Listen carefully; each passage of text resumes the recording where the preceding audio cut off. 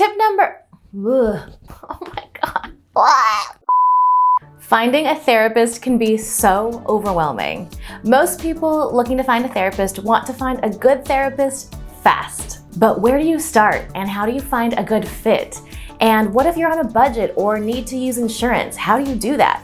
Not to worry, I'm a therapist and I'm going to show you everything you need to know to find a great therapist for you.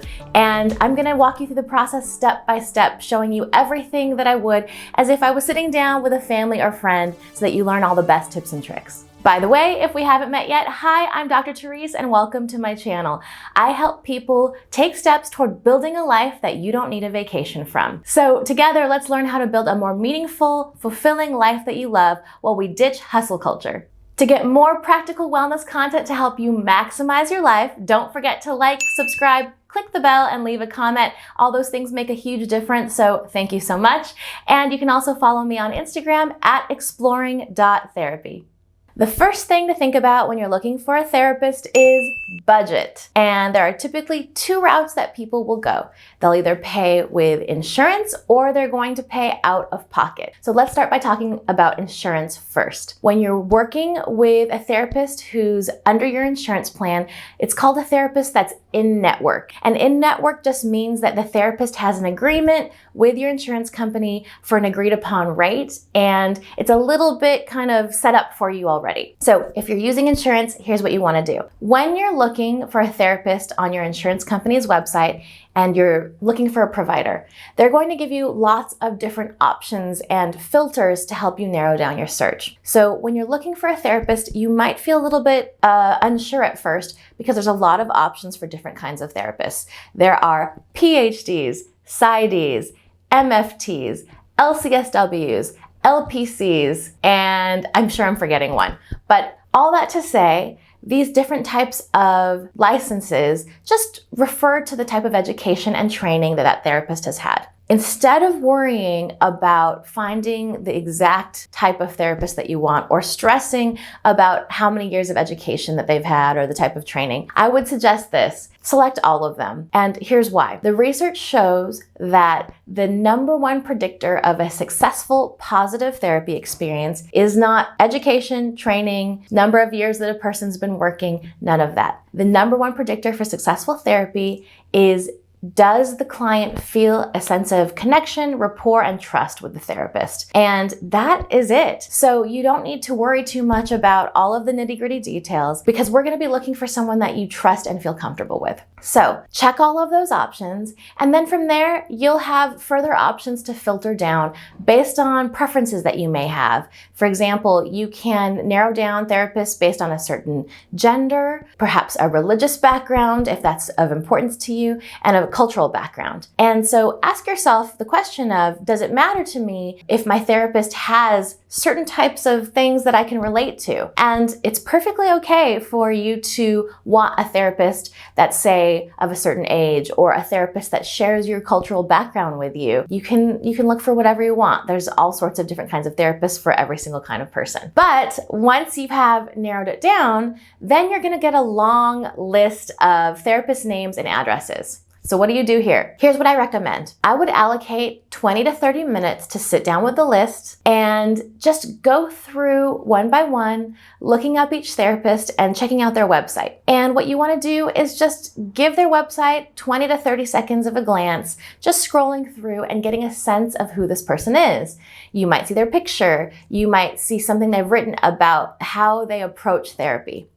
And without stressing too much here over the details, again, I would just stress that you try to get an overall intuitive gut feeling about how you feel about this person. Asking yourself the question, do I like this person? Do I feel like I can trust them? And do I feel like they have a sense of what it would take to help me with the things that I'd like to talk about in therapy? After you do that 20 to 30 minutes of searching, I would suggest kind of picking your top 10 or your top 7 to 10, let's say. And from there, what I would recommend is that you send emails or reach out. So when you reach out to the therapist, here's what you're going to say. You're going to introduce yourself. You're going to say 1 or 2 sentences of what you're looking for in therapy. And that's pretty much it. You might say something about your availability. So I might say something like, Hi, I'm Therese.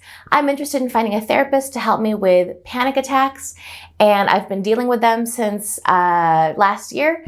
Can you possibly help me? I'd love to know more about your availability. I'd love to have someone that's available in the evenings. That's it. That's all you have to write. And so copy paste, send that email out to your list of 10 or so.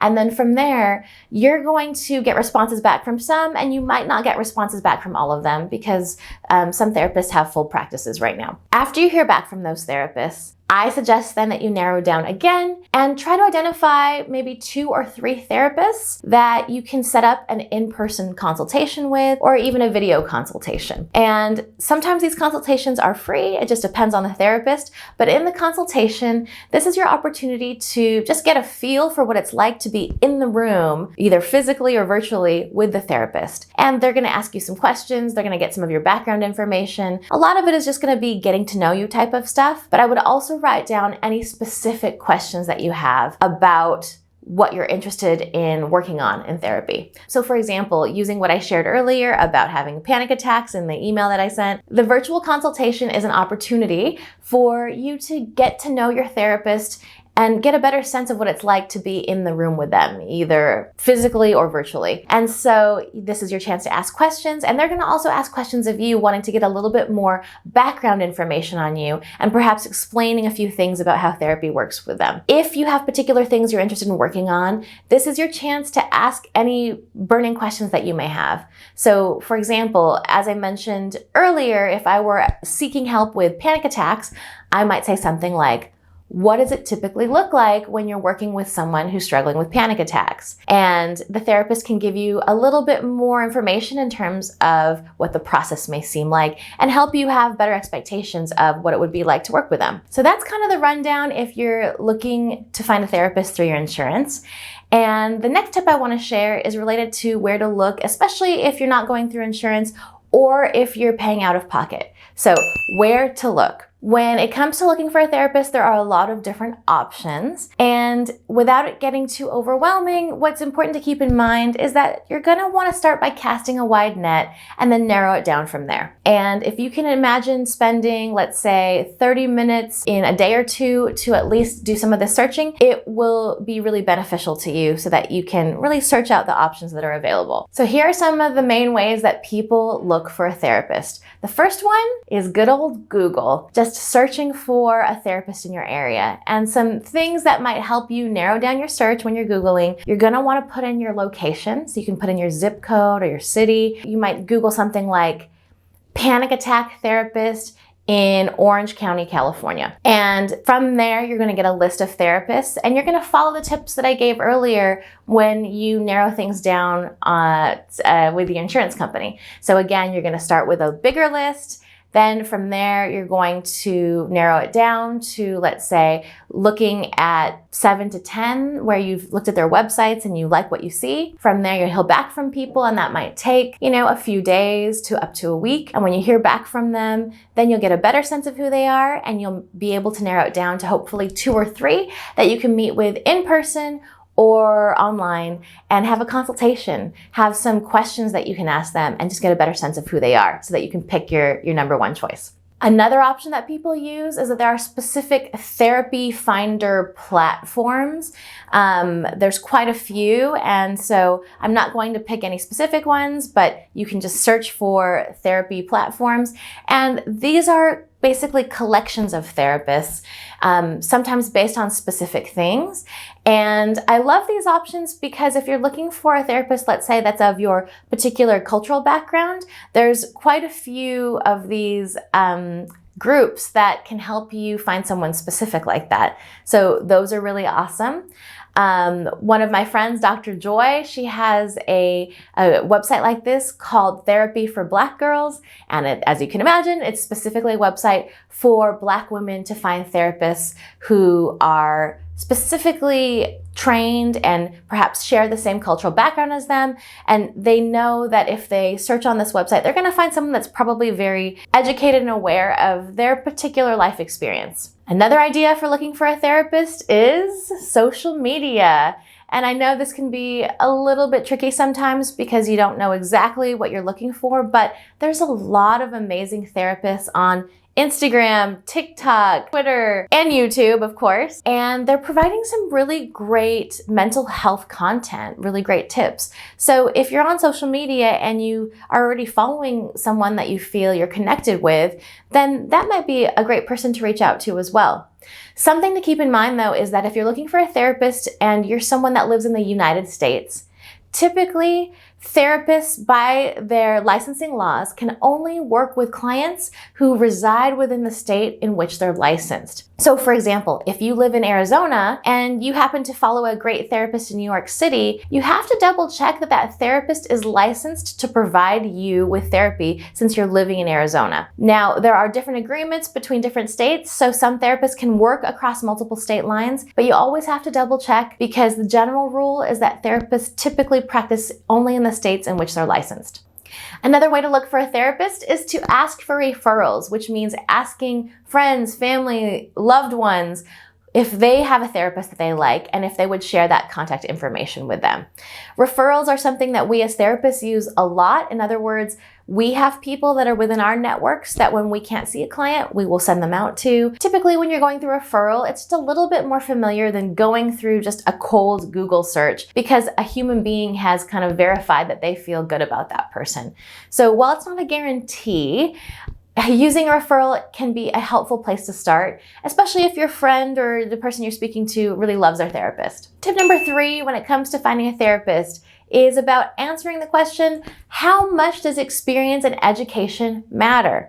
A lot of times when we're searching for therapists, we may be under the impression that the more experience a therapist has means the better they are, or the more educated a therapist is, the better they are. Now, most of the time, we think that more is better. So we think that more years of education or more years of experience as a therapist means that the person's going to be a better therapist. But it's actually not the case. The truth is that the number one factor for having a successful, positive therapy experience is empathic connection. And by empathic connection, what it really means is, do I feel that this person understands me? Do I feel like they're compassionate about what I'm sharing with them? Do I feel like we understand one another and get along? And the good news here is you are the expert on who you feel the most connected with. So when you're sitting down with someone, do you feel like there's a sense of trust and understanding?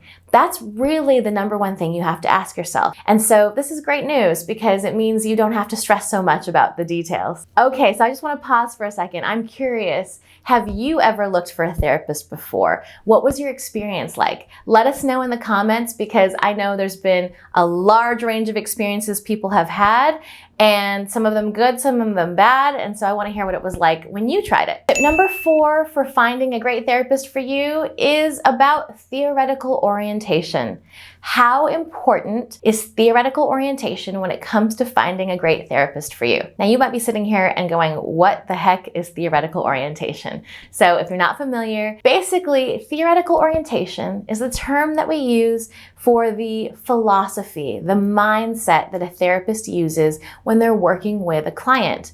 They may have names like psychodynamic, psychoanalytic, cognitive behavioral, dialectical. There are quite a few different types of theoretical orientations. My advice to you about theoretical orientation is typically, most people will not need to worry too much about the theoretical orientation of their therapist. If you read their website and their website kind of vibes with you and it feels like their approach is a good fit for you, then you're probably fine. Now, there is research about particular theoretical orientations being most successful for certain types of diagnoses. So for example, with the diagnosis of borderline personality disorder or BPD, dialectical behavioral therapy is the theoretical orientation that has the most successfully proven research to support BPD. And cognitive behavioral therapy has a lot of research that it supports anxiety and depression. But does this mean that people who don't have that theoretical orientation listed can't help you if you have anxiety or depression? Of course not. And many therapists like myself tend to find that as we grow in our experience, we kind of take from the theoretical orientations that help most with a particular thing. So even myself, I would say generally that I'm a cognitive behavioral therapist, but I also pull from internal family systems. I also pull from family systems. I also pull from humanist, and I pull from psychodynamic theory. So there are so many different things out there available to us to learn and to help our clients. And I don't want to limit myself to just one super narrow view of, hey, this is all that can be helpful to them. So if you're stressing about theoretical orientations a lot, I don't think you have to. I think it's, again, more about your intuitive sense of how you feel around the therapist. I hope that helps. Tip number 5, my last tip for when it comes to finding a therapist is you gotta have reasonable expectations. So if you want an awesome therapist, don't expect that it's gonna be the first person that you reach out to. And typically what I tell people is that if you're looking for a therapist for the first time, give it 1 or 2 weeks time in order for you to find one from start to finish. So that includes whether you're searching on Google or looking through your insurance or looking on social media, to the time it takes to email them or contact them, hear back from them, and then schedule a consultation. I really believe that if you're willing to put just that much time in to finding someone, that it will pay off. And when I say it takes 1 to 2 weeks time, I don't mean that it's a full-time job. You might spend 20 minutes over a couple of days searching and looking and then responding to emails. So all in all, it might take a couple of hours maximum, but that's really not asking a lot when it comes to finding a therapist that you're going to be spending maybe every week with and talking about some of your most deep personal things with. So yeah, you got to have reasonable expectations, because if you try to rush it, you're probably not going to end up with someone that's the best for you.